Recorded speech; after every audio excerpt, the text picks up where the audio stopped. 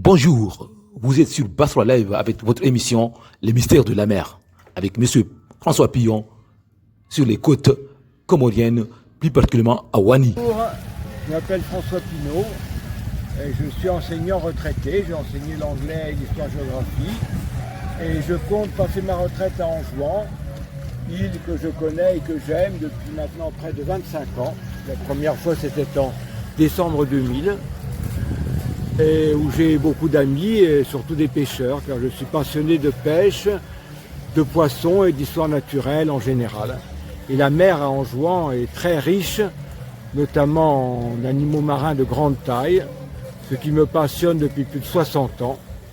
Donc je suis ici, si je puis dire, comme un poisson Monsieur dans François l'eau. Pillon, quel genre de poisson pensez-vous commencer notre émission d'aujourd'hui?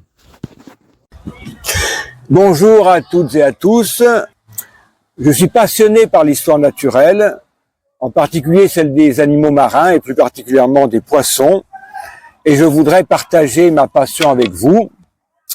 Et cela grâce à Basra Live, que je remercie de tout cœur d'avoir bien voulu me donner la parole.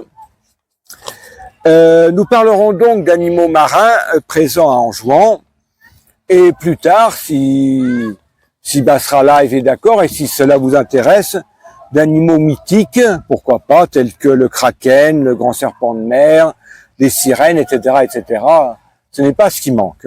Est-ce que le dhéri est un prédateur, d'après ce qu'on est en train de nous dire ici? Est-ce que vraiment le dhéri est un prédateur?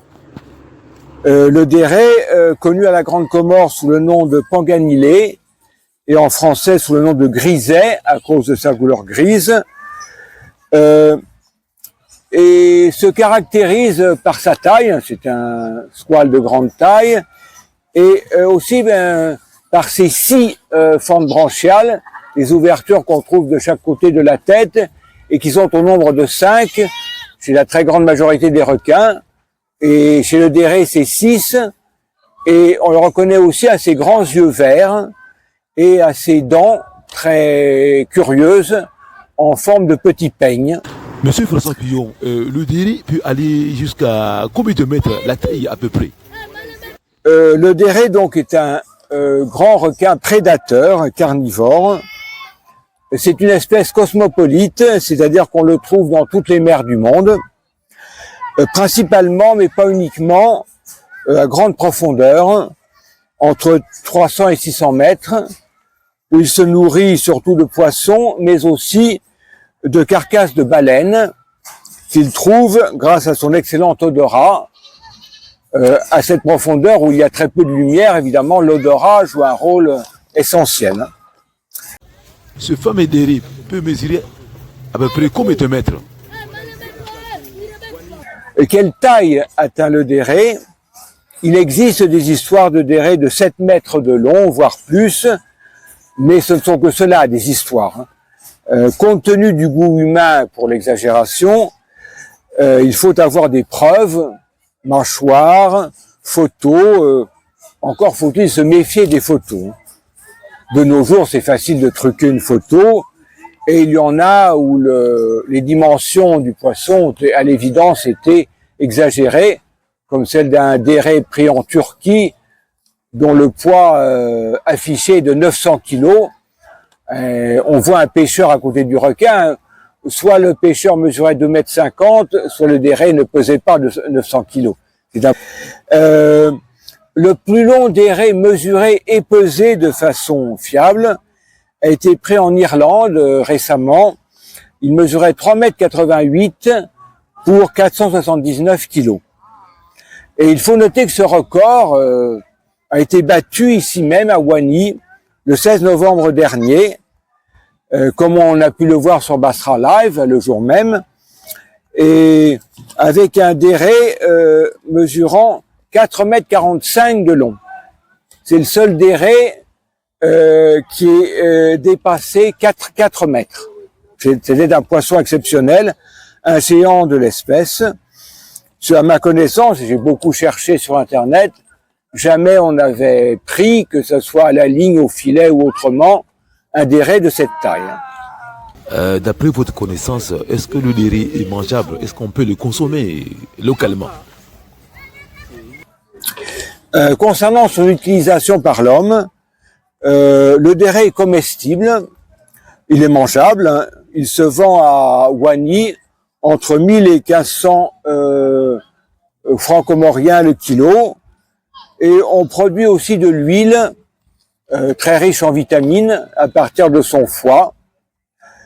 Cette huile de foie de déré aurait des propriétés contre le cancer et pourrait aider à soigner des rhumes, des grippes, et grâce à sa teneur en vitamines. Et autrefois d'ailleurs, sur la Côte d'Azur, en particulier à Nice, il y avait une pêcherie de déré, de grisets, basée sur l'utilisation du foie à des fins médicinales. Mais aujourd'hui, cette pêcherie a disparu, elle n'était pas assez rentable. Et aujourd'hui, en Europe, le déré est surtout un poisson de sport. On le pêche notamment en Irlande pour sa grande taille et ses caractéristiques impressionnantes, mais il n'a plus de valeur commerciale. Et alors qu'il en a encore une à Anjouan. Monsieur François Pillon, pour une dernière, pas dernière question, est-ce qu'on peut dire que le déré est un danger pour l'homme? Alors, ce qu'il faut noter, c'est que, contrairement à la légende, l'immense majorité des requins ne sont pas dangereux pour l'homme. 2% peut-être du nombre total d'espèces de requins sont effectivement dangereux pour l'homme, et le déré n'en fait pas partie. Certes, on le trouve généralement par grand fond, où personne ne va, mais quand il nage à proximité de la surface, il a été filmé avec des plongeurs, il ne fait preuve d'aucune agressivité. Donc on peut sans hésiter le rayer de la liste des animaux dangereux pour l'homme. Cela dit, on trouve effectivement des animaux marins dangereux pour l'homme à Anjouan, même si ça reste exceptionnel, hein. On peut se baigner en toute sécurité à Anjouan. Le risque de se noyer ou de marcher sur un hameçon est certainement bien plus grand que celui d'être attaqué par un requin. Cela dit, il y a quand même des animaux dangereux ici, en particulier le mongo-gouzi, le requin tigre qui a été impliqué, pas ici, hein, mais qui dans d'autres régions, la Réunion par exemple, a été à de nombreuses reprises impliqué dans des attaques contre l'homme, des attaques parfois mortelles contre l'homme. À Mayotte, on aurait vu un très très gros requin tigre dans le lagon et des militaires l'auraient tué de peur qu'il attaque des baigneurs, mais j'ai jamais entendu d'histoire de mort d'homme causée par ce requin, alors qu'à la Réunion par contre, ou en Afrique du Sud, c'est arrivé plusieurs reprises, malheureusement. Il y a des gens qui disent que le déré, ce genre de poisson, parce qu'on n'arrive pas à le distinguer, que c'est le déré ou c'est quoi, qui est un peu dangereux pour l'homme. Est-ce que vous confirmez ça? Non, le déré est glouton, pas autant que le requin-tigre, mais on a trouvé des morceaux de tortue ou même de bétail dans son estomac, le bétail sans doute des restes jetés à la mer après avoir été découpés, mais on n'a jamais trouvé de restes humains, ni aux Comores ni ailleurs. Alors que pour le requin-tigre, ça malheureusement, c'est arrivé plus d'une fois. Est-ce que vous confirmez qu'il existe des poissons très dangereux pour l'homme? Vous voulez dire à Anjouan? Au Comores. Au Comores, oui, il y a des animaux potentiellement dangereux pour l'homme, surtout le requin-tigre, mais il y a aussi des coquillages venimeux, qu'on appelle des cônes, qui, dans d'autres pays, ont été responsables de morts d'hommes. Il y a aussi le combé génienier, le tridacne géant, qui aurait été responsable de la noyade de baigneurs, mais encore une fois, pas ici. Est-ce que vous pouvez confirmer que la mer comorienne n'est pas un danger pour le baignade? Non.